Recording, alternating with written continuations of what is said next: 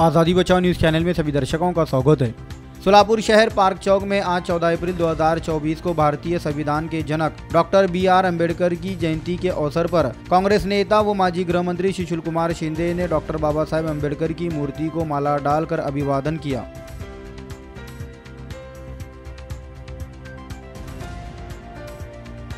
बाबासाहेबांची जयंती म्हणजे आमचा उत्साह असतो।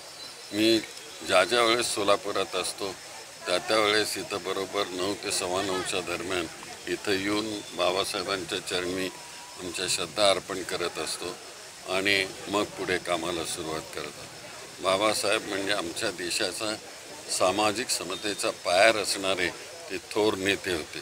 जसं अमेरिकेमध्ये अब्राहम लिंकन आहेत तसे आमचे देशाचे बाबासाहेब हे महान नेतृत्व देणारे घटनेचे शिल्पकार आहेत आणि त्याप्रमाणे भारतीय घटना आणि राज्य चालवा अशा प्रकारची भूमिका या देशाची आहे। पण काही लोकांनी ही घटना बदलण्याचं काम चालू केलेलं आहे, त्याचं आम्ही कधीही ते होऊ देणार नाही। बाबासाहेब म्हणजे आमचा जीव की प्राण आहे, तर ते शेवटपर्यंत आम्ही बाबासाहेबांच्या कर्तृत्वासाठी त्यांच्या विचारासाठी लढत राहू। काँग्रेसचा जाहीरनामा आणि भाजपाचा जाहीरनामा दोन्ही आज समोर आला।